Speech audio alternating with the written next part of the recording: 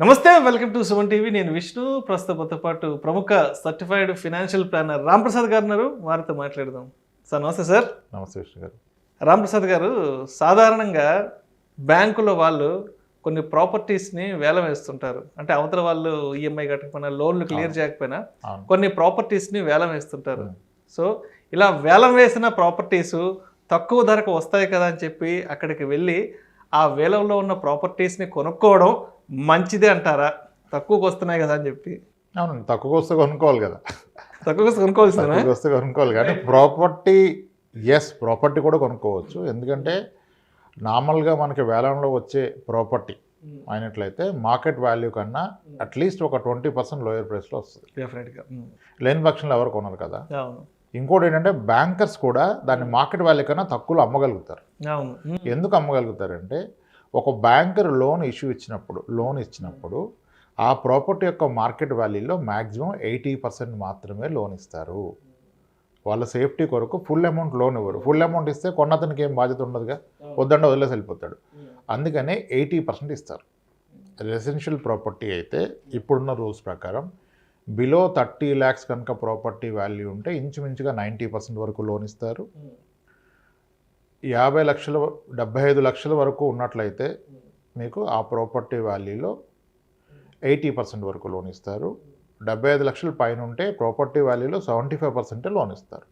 అంటే banker is always safe.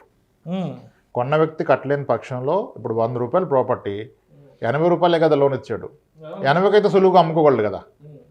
అందుకని వాళ్ళు సేఫ్ సైడ్ ఉంటారు. ఓకే, అది మొదటిది. అంటే బ్యాంకర్ ఎప్పుడు సేఫ్ ఉంటాడు. సో కాబట్టి డెఫినెట్గా అతనికి అప్పు ఎంత ఉందో అంత మీద ఎంత వచ్చినా ఆయన హ్యాపీనే. ఆక్షన్లో ఆ ప్రైస్లో అమ్మేస్తారు. అవుట్ స్టాండింగ్ లోన్ ఎంత ఉందో అంతలో అమ్మేస్తారు. యాక్చువల్గా ప్రాపర్టీ ఆక్షన్కి ఎప్పుడు వస్తుంది? ఒక 3 months పే చేయకపోతే నోటీసులు ఇచ్చి సర్ఫేస్ యాక్ట్ ఫాలో అయ్యి ఇంకొక 90 days ఫాలో అప్ చేసి రెస్పాండ్ అవ్వకపోతే ఏమీ పే చేయకపోతే మళ్ళీ అతనికి నోటీస్ ఇచ్చి మళ్ళీ ఆక్షన్ నోటీస్ ఆయనకి ఇచ్చి దాన్ని పబ్లిక్ నోటీస్ ఇచ్చి పేపర్లో అప్పుడు రావాలి ఆక్షన్. పేపర్లో కూడా ప్రకటనిస్తారు, చూస్తారు. అది ఇవ్వకుండా ఆక్షన్ అయిపోతే మళ్ళీ అతను వెళ్ళొచ్చు, పబ్లిక్ నోటీస్ ఇవ్వలేదని మళ్ళీ ఈయన ప్రాబ్లంలో పడిపోతాడు. బహిరంగ ప్రకటన ఇవ్వాలి. బహిరంగ ప్రకటన తర్వాత ఆక్షన్కి వస్తారు. ఒకప్పుడు ఈ ఆక్షన్ అనేది అంత ట్రాన్స్పరెంట్గా ఉండేది కాదు, ఫిజికల్గా వెళ్ళి పార్టిసిపేట్. ఇప్పుడు ఈ ఆక్షన్ వచ్చేసింది. ఈ ఆక్షన్ ఇప్పుడు పెద్దగా మోసపోవడానికి లేదు. అప్పుడు అంతా కన్సోర్టియం బ్యాచ్ ముఠాలుగా ఫామ్ అయ్యి వాళ్ళే తక్కువ రేట్లో కొనేసేవాళ్ళు. ఒక సిండికేట్ లాగా ఫామ్ అయ్యి మేనేజర్ సపోర్ట్ చేయటం ఇవన్నీ ఉండే.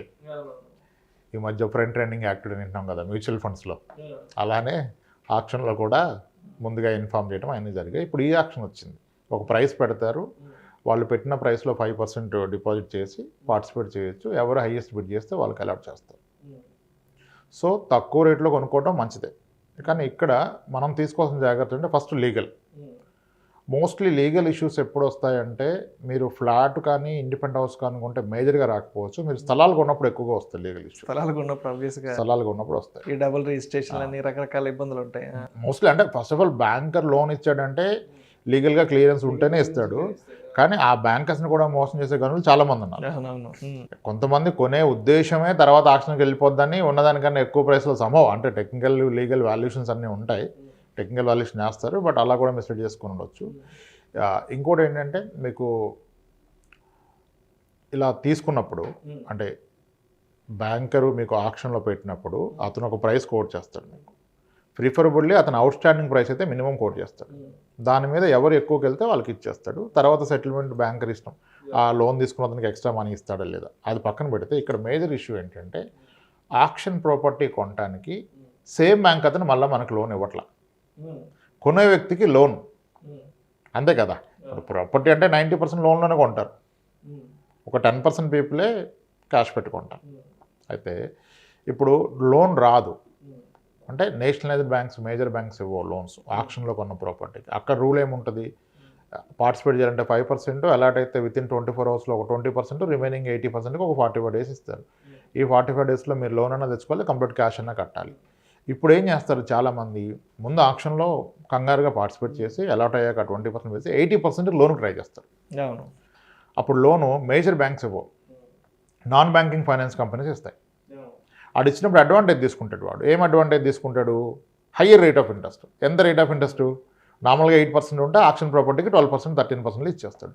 మరి 12-13 వస్తే మీరు సేవ్ చేసిన 30% ఇక్కడ ఇంట్రెస్ట్లో కట్టేస్తారుగా. అవునవునా. అది మొదటి ప్రాబ్లం. మీ దగ్గర క్యాష్ ఉంది అంటే తీసుకోండి. లోన్లో వెళ్తానంటే మళ్ళీ ఎన్బిఎఫ్సిలో హయ్యర్ రేట్ ఆఫ్ ఇంట్రెస్ట్ కడితే ఏదైతే ఆక్షన్లో సేవ్ చేశారో అది వెళ్ళిపోతుంది. అది మొదటి ప్రాబ్లం. ఇంకోటి, మీరు ఆక్షన్లో ప్రాపర్టీ కొన్నప్పుడు సేల్ డీడ్ రాదు, మీకు సేల్ సర్టిఫికేట్ వస్తుంది. బ్యాంకర్కి ఆ ప్రాపర్టీ మీద రైట్స్ ఉంటాయి కాబట్టి వాళ్ళు ఒక సర్టిఫికేట్ ఇస్తారు, ఈ ప్రాపర్టీ మీకు అలాట్ చేస్తున్నామని. ఆ సేల్ సర్టిఫికేట్ని మళ్ళీ ఎస్ఆర్ఓలో రిజిస్ట్రేషన్ చేసుకోవాలి, లేకపోతే దానికి వ్యాలిడిటీ ఉండదు. అలా సేల్ సర్టిఫికేట్ మీద కొన్న ప్రాపర్టీ మీద ఫ్యూచర్లో మళ్ళీ మీకు లోన్స్ రాకపోవచ్చు. ఫ్యూచర్లో మీరు ఆక్షన్లో కొన్న ప్రాపర్టీ మీద అంత ఈజీగా లోన్స్ రావు. ఒకవేళ వచ్చినా మీకు ఎన్బిఎఫ్సి నుంచి వస్తుంది. ఇక్కడ ప్రాబ్లం ఏమైందంటే, ప్రాక్టికల్ ఇష్యూ ఏమైందంటే, ఓవర్ లాంగ్ రన్లో మీరు ప్రాపర్టీ కొన్నారు, అద్భుతం, తక్కువ రేటు కొన్నారు, నీట్గా లోన్ కట్టుకున్నారు, అయిపోయింది. రేపు మీ పిల్లలు పెద్దోళ్ళు అయిపోయారు, వాడు ఎడ్యుకేషన్ లోన్ కావాలి, ఆడు కొలెక్టర్లు అడిగాడు, మీకున్నది ఒకటే ప్రాపర్టీ, మరి దీని లోన్లో పెడదాలితే వాడు ఇది ప్రాపర్టీ సేల్ డీడ్ లేదు కదా, సేల్ సర్టిఫికేట్ ఉంది, ఇది ఆక్షన్ ప్రాపర్టీ, నేను పెట్టుకోను కొలెక్టర్లుగా అంటే కాను, మీ పిల్లోడు భవిష్యత్తు పోయింది ఇంకా. సో కాబట్టి నేనేమనుకుంటా అంటే, పర్సనల్గా నా వ్యూ ఏంటంటే, మీరు కొనేది ఒకటే ప్రాపర్టీ జీవితకాలానికి, అది ఇదే అంటే కొనకపోవడం మంచిది. ఎందుకంటే మీ భవిష్యత్తు అవసరాలకు ఉపయోగపడకపోవచ్చు, మీ పిల్లల ఎడ్యుకేషన్ కానీ దేనికన్నా కొలెక్టర్ల కింద పనికి రాకపోవచ్చు. లేదండి ఇది నా ఫస్ట్ ప్రాపర్టీ ఎలాగో ఉంది, నాకు క్లియర్ ప్రాపర్టీ ఒకటి, ఇది ఇంకోటి తక్కువ రేట్లో కాబట్టి కొనుక్కొని రెంటల్ ఇన్కమ్ వస్తే చాలండి, నాకు ఏదో నా పెన్షన్లో ఉపయోగపడితే నా ఖర్చులు వెళ్ళిపోతే ఇప్పుడు డబ్బులు ఉన్నాయి కదంటే కొనుక్కోండి. కానీ ఇదే మీ మొదటి ప్రాపర్టీ అయి దాన్ని ఆక్షన్లో కొంటే మీ పిల్లల భవిష్యత్తు అవసరాలకు కానీ మీ అవసరాలకు కానీ ఫట్టుమని లోన్ రాదు. సో దాన్ని దృష్టిలో పెట్టుకొని కాల్ తీసుకోండి. ప్రిఫరబుల్లీ మీరు ఫ్లాట్ కొంటే లీగల్ అన్నీ చెక్ చేసుకోవాల్సిందే, సమస్య లేదు. మళ్ళీ మీరు లింక్ డాక్యుమెంట్స్, ఈసీ డాక్యుమెంట్ తీసుకొని అవన్నీ చూసుకోవాల్సిందే. 30 years ట్రాక్ రికార్డ్, ఏ కేసులను చూసుకోవాలి. బ్యాంకర్ లేవనే చెప్తాడు కదా ఆక్షన్కి వచ్చినప్పుడు. సో అది చూసుకొని కొనుక్కోవచ్చు. కానీ ఇన్ కేస్ ఆక్షన్లో కొనేది మొదటి ప్రాపర్టీ అండ్ మీ జీవితంలో ఇంక తప్ప ఇంకో ప్రాపర్టీ కొనలేము, ఇదే మన లైఫ్ టైం ప్రాపర్టీ అయితే మాత్రం ఆలోచించి నిర్ణయం తీసుకోండి. లేదు ఆల్రెడీ ఒక ప్రాపర్టీ ఉంది, డెడ్ చీప్గా వచ్చేస్తుంది, నాకు 40% డిస్కౌంట్, నాకు 40 లక్షలు వస్తుంది, 70 లక్షల ప్రాపర్టీ, దాని రెంటే ఒక 25,000 వచ్చేస్తుంది కదా, లేదా వాటెవర్ 15,000 రెంట్ వచ్చేస్తుంది, నాకు హ్యాపీ అనుకుంటే తీసేసుకోండి. కానీ ఇది ఒక్కటే ప్రాపర్టీ నా జీవితకాలానికంటే ఆక్షన్ ప్రాపర్టీ కొనొద్దని చెప్తాను నేను. సరే, ఇప్పుడు ఆక్షన్లు తక్కువకు వస్తున్నాయి కదా అని చెప్పి ప్రతిసారి వెళ్ళి ఆక్షన్లో ఈ ప్రాపర్టీని కొనుగోలు చేయడం వల్ల అంటే ఫర్దర్గా మళ్ళీ ఎలాంటి ఇబ్బందులు వస్తాయి అంటే, మనకి వేలంలో తక్కువకు వస్తున్నాయి కదా, సరే నెలకు ఒకటి కొనేసుకుందాం కదా అని చెప్పేసి ఇలా వెళ్ళి కొనుక్కోవడం వల్ల ఫర్దర్గా ఏమన్నా ట్యాక్స్కి సంబంధించిన ప్రాబ్లమ్స్ ఏమైనా ఉంటాయా? టాక్సేషన్ పరంగా ఏం రాదు, ఎందుకంటే మీరు కొనేదంతా వైట్ మనీ, బ్యాంక్ నుంచి ట్రాన్సాక్షన్ కదా. అంటే అన్లెస్ మీరు ట్యాక్స్ పే చేసిన క్లియర్ వైట్ మనీ ఉంటే తప్ప కొనలేరు. ఇప్పుడు మీరు సెల్లర్ దగ్గర కొంటే బ్లాక్ వైట్ ఏదో ట్రాన్సాక్షన్ ఉంటుంది, ఇంత క్యాష్ ఇంత అని. మీరు కొంటుంది బ్యాంకర్ దగ్గర కదా, ఆడికి అంతా మీరు చెక్అవుట్ డీడీనే ఇవ్వాలి.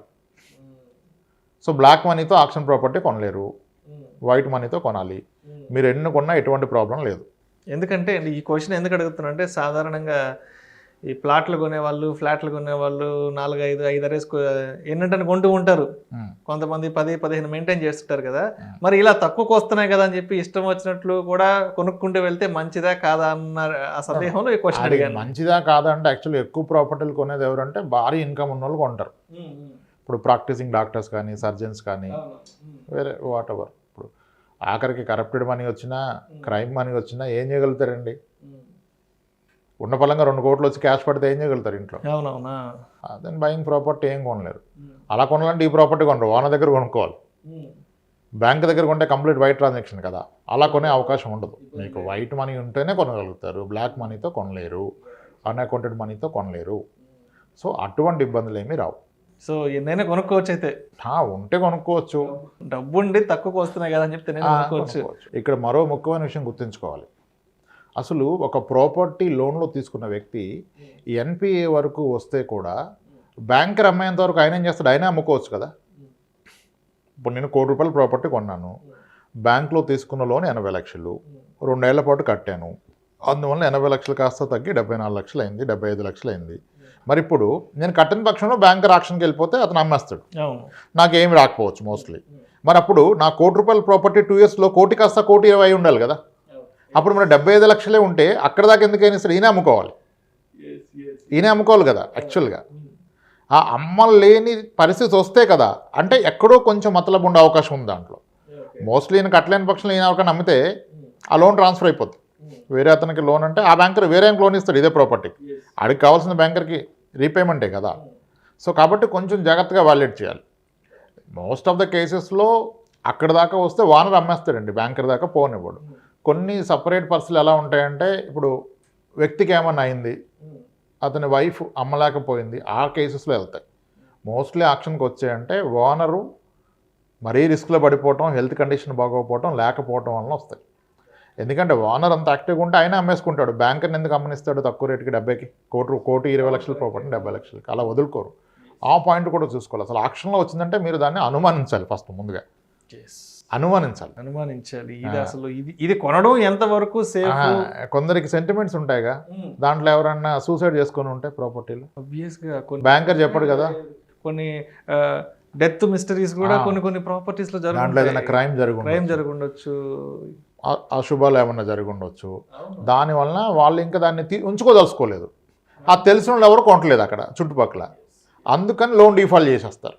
ఇది ఇలాగా మనం అమ్మలేము కాబట్టి బ్యాంకరే అమ్ముకుంటాడని డిఫాల్ట్ చేస్తారు. అవి కూడా చూసుకోవాలి. అంటే ఆక్షన్లో పార్టిసిపేట్ చేయడానికి ముందు మీరు రిక్కి నిర్వహించాలి అక్కడ. అంటే సాధారణంగా ఇలాంటి డౌట్స్ ఎక్కడ వస్తాయి అంటే వెహికల్స్ విషయంలో వస్తాయి. ఒక సెకండ్ హ్యాండ్ వెహికల్ కొంటున్నామంటే ఎందుకు అమ్ముతున్నారు ఏంటో, ఇంత ముందు అసలు ఈ వెహికల్ వల్ల ఏదైనా ప్రమాదం జరిగిందా, లేకపోతే ఇంకేదైనా అనర్థం జరిగిందా, వాళ్ళు అసలు ఎందుకు అమ్ముతున్నారు, మనం ఎంత కొనాలని కూడా, అంటే వెహికల్ విషయంలో సాధారణంగా ఇలాంటి డౌట్స్ అనేవి రైజ్ అవుతుంటాయి.